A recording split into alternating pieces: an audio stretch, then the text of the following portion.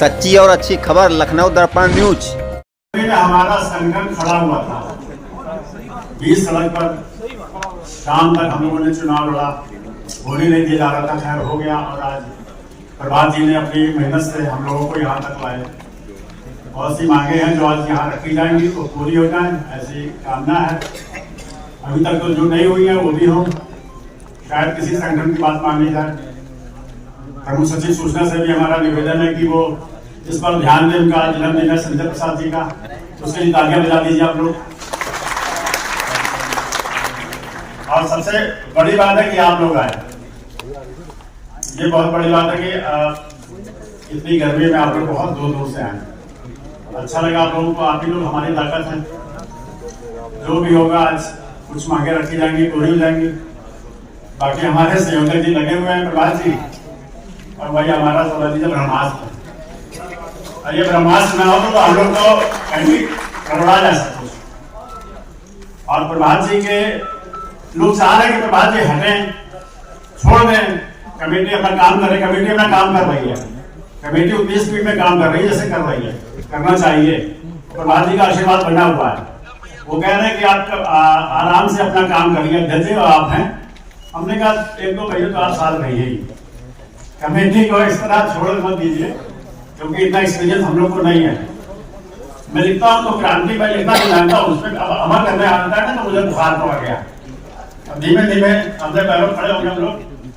और ये हमारे प्रवक्ता साहब तो भाई पूरा सहयोग है, पूरी समिति का सहयोग है, पूरी समिति का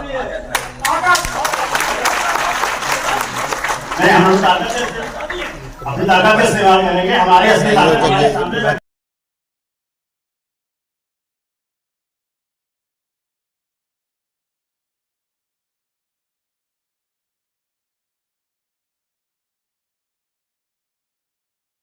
फोन करके बता सकते हैं। नंबर नोट करिए 8400 8400 66 1562 8400 66 1562 66 1562। नंबर भी काफी इजी है, बहुत सारे लोग जब ये इसको लगातार आप लोग नोट करते रहेंगे तो बहुत जल्दी याद भी हो जाएगा। 8400 66 1562 ये उत्तर प्रदेश पत्रकारों के लिए हेल्पलाइन नंबर है। मैं चाहूंगा कि एक बार हमारे संयोजक महोदय के लिए जोरदार तालियां बजाएं, क्योंकि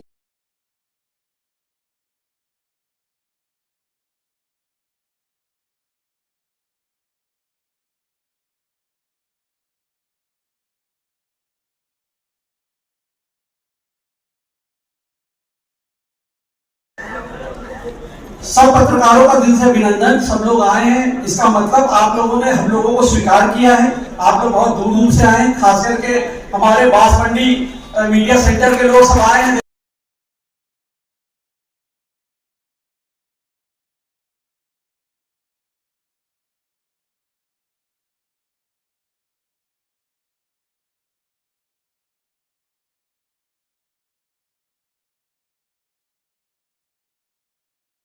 संवाददाता समिति पुनर्गठित ये भव्य कार्यक्रम में हमारे बीच में उपस्थित है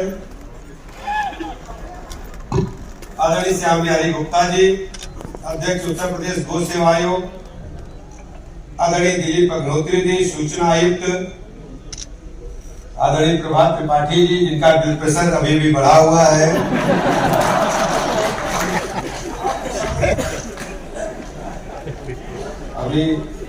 अभी भी बढ़ा अपना नार्मल हो रहे हैं। आदरणीय शेखर पंडित जी, आदरणीय शीशराम सिंह रवि जी, पूर्व सांसद, आदरणीय ज्ञानेश पाठक जी, महासचिव, आदरणीय के सिंह जी, उपाध्यक्ष, अमन अग्रवाल जी, उमाकांत वाजपेयी जी, सतीश प्रधान जी, वरिष्ठ पत्रकार अजय कुमार जी, सभी हमारे भाई बहन पत्रकार साथी, आप सभी का उत्तर प्रदेश की राजधानी लखनऊ में हृदय की गहराइयों से स्वागत करता हूं, अभिनंदन करता हूं और आभार प्रकट करता हूं। उत्तर प्रदेश की राजधानी लखनऊ का जनप्रतिनिधि होने के नाते और उत्तर प्रदेश सरकार की तरफ से बहुत बहुत अभिनंदन और स्वागत है। आप सब वास्तव में प्रदेश सरकार और देश की नीतियों को, भारत सरकार की नीतियों को जन जन तक पहुंचाने का काम करते हैं और जनता की दुश्वारियों को सरकार की नजर में लाने का काम करते हैं। अगर हम माने, चूंकि आज 200वीं वर्षगांठ है हिंदी पत्रकारिता की, अगर हम माने तो दुनिया के सृष्टि के सबसे बड़े पत्रकार नारद मुनि जी थे, सही है ना? और नारद मुनि का काम आजकल कौन कर रहा है? काम तो लगा ही दिया इन्होंने अपने भाषण से। क्यों?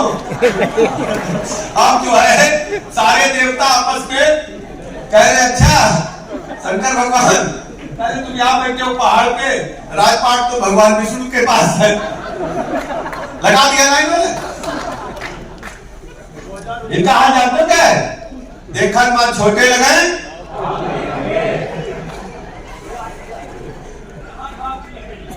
पूछ लो। तो ये जो आप सब है बहुत अच्छा काम कर रहे हैं। और यदि नारद मुनि के बाद हम चर्चा करें तो गणेश शंकर विद्यार्थी जी को, परागकर जी को पत्रकारिता का स्तंभ माना जाता है। हम जब पत्रकार जगत की चर्चा करते हैं तो बगैर गणेश शंकर विद्यार्थी के पूरा नहीं होता। शुचिता, पारदर्शिता, पूरा जीवन समर्पित, खबरें पहुंचाना ध्येय, बाकी सब चकाचौंध से गए। इतिहास लिख दिया। भारत की संस्कृति में जहां जहां चर्चा आएगी, पत्रकार जगत जब कभी इतिहास लिखा जाएगा या लिखा गया होगा तो पूज्य गणेश शंकर विद्यार्थी जी और परागकर जी के बगैर पूरा नहीं होगा। मैं उनकी स्मृतियों का नमन करता हूं और आह्वान करता हूं आप सबका कि कलेजे पर हाथ धरी के, कलेजे को चाहे दिल पर हाथ धरी के सही सही बोलो, सही सही लिखो। आप समझ लो हम क्या कह रहे हैं, समझ गए ना? और हो ही क्या रहा है, हो ही क्या रहा है, क्यों क्या कैसे तुम हो जाना तो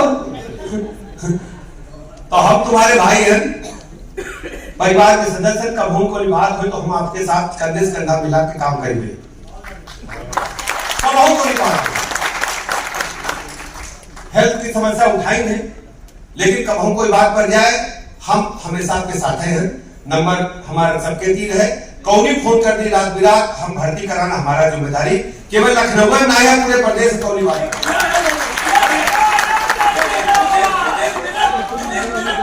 कौनी पर प्रदेश पूरे कहीं कौन जिला हो एम्बुलेंस घरे जाए या पूरी व्यवस्था करी और कमी घटी हो तो पूरी की जाए।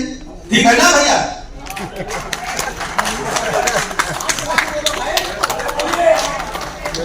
भाभी जी नहीं आई पार्टी की बगैर भाभी जी ये रामचरित मानस के पाठ में हम गए थे, क्यों भूल गए? पुराने नेता है त्रिपाठी जी। संपादक ये तो हम जाने करते, मान्यता संपादक की होती नहीं, बुद्धि उनको बना दिया। अपने मान्यता भाभी जी को और थोड़ी बात फंस जाए तो संपादक और मुद्रक जिम्मेदार। क्यों? पता चले कोर्ट के जेल भाभी को भी त्रिपाठी जी हुई थी राजधानी कर। ये तो हंसे खाते कहते जिम्मेदारी भाई, एक दोनों पत्नी दो इससे बड़ा रिश्ता तो दुनिया को भी है नहीं। क्यों भैया? बिल्कुल। कौन कमी घटी हो, कौन खटपट भले हो जाए, लेकिन जब तक पूरी बात बता देते हो तब तक मन पूर्ण है। क्यों भैया? सही बात है कि नहीं? कुछ मांगे मिली हैं और मांगे पहुंचेगा कहीं नहीं होगा, यही है ना? तो दो ही तरीका से पहुंचावा जाती है। चिट्ठी का तरीका जाती है। नहीं हम 3 तरीका बताएंगे। अच्छा, जो बुजुर्ग आदमी कौन कौन ज्यादा बीच में बैठा है हमारे गांव में पहले बिटिया विदा होए तो विदाई के समय पानी पिलावा जाए ना, और मैं सिक्का डाले बिटिया बोलो डालते नहीं तो अम्मा दौड़ के आवे कान में कहा बिटिया तुम्हारे बक्सा के कपड़ा के नीचे अंतरदेशी 5 पोस्टकार्ड और लिफाफा धर दी। काफी नहीं काफी तब ये मेल और व्हाट्सएप और मैसेज फोन तो रहा नहीं क्यों भैया बताओ ना। तो कहा है कि अगर देवर और नंद छीन ले पोस्टकार्ड अंतरदेशी लिफाफा, पहले तो पोस्टकार्डे लिख देना कोई बात हो, और छीन ले तो बैरक चिट्ठी लिख देना। बैरक चिट्ठी जानती हो? बैरक चिट्ठी ऐसे लपेटा ऐसे और आटा मारे मेरा निकाल के आटा चिपका करके और कोई लड़का दे के डाकघर डरवा, यही है ना। बैरक चिट्ठी खास बात जानते क्या है? देखो अंतरदेशी पोस्टकार्ड और लिफाफा, तुम सोबत हुई हो दोपहर में यहाँ तो डाकिया नीचे डाल चला जाए, जगाई नहीं तुमका, जगाई उसे देने जाएगा बताओ ऊपर वाले गाने बोलते। अरे वो ना वाले बोले भाई बोलो डाल चला जाए नीचे से क्यों बेटा, और उसे दे के आएगा हाथ में, डाल चला जाए ना कि जगाई बोलो। और बैरक चिट्ठी हुई तो 5 रुपए सिस्टम पे 10 ले ही तुम्हें 10 दाव जगाई रुपया दो, वो हाथ है मिली तो हम यहाँ इनकी चिट्ठी बैरक लेके जाएंगे, ठीक है फाइनल है ना। बोलो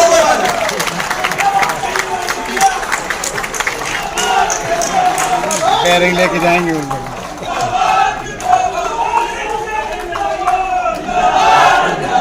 लेकिन एक बात कही नहीं, एक बात कही नहीं भाई, एक बात कही नहीं। देखो भाई देखो कौन का बनी कौन का करी, एक बात बता दी कौन का बनी कौन का करी, ये तो ऊपर वाला तय करती भाई, हम तो मानी थे क्यों, गलत तो नहीं कहे भाई। और किसी बस में तो है नहीं। पता चला कि किसान का बेटा राजा बन के बैठ गया और राजा का बेटा खेत जोत रहा है। आप कहानी में पढ़े कि नहीं पढ़े बताओ, बताओ ना। सत्यनारायण कथा में तो हम लोग रोजे पढ़ते थे, एक लकड़हारा था तो 16 कुल्हाड़ी पालो है, बताओ। और वैस लती पात्रा बताई तो नाव में लती पात्रा हो गया, बताओ भैया ना। तो भाग्य किसी को देगी तो हम पर दया करो भैया।